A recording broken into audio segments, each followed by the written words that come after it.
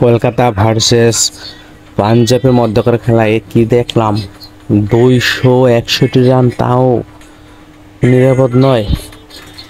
কিভাবে সম্ভব ভাই?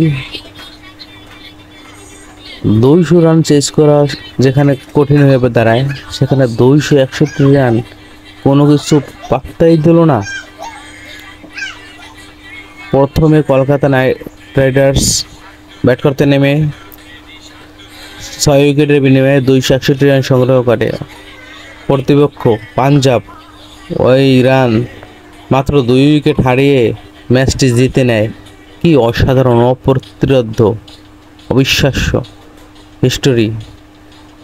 এবং এই ম্যাচে সবচেয়ে বেশি রান হয়েছে, সবচেয়ে বেশি ছক্কা হয়েছে, সব রেকর্ড ভেঙে চুরমার।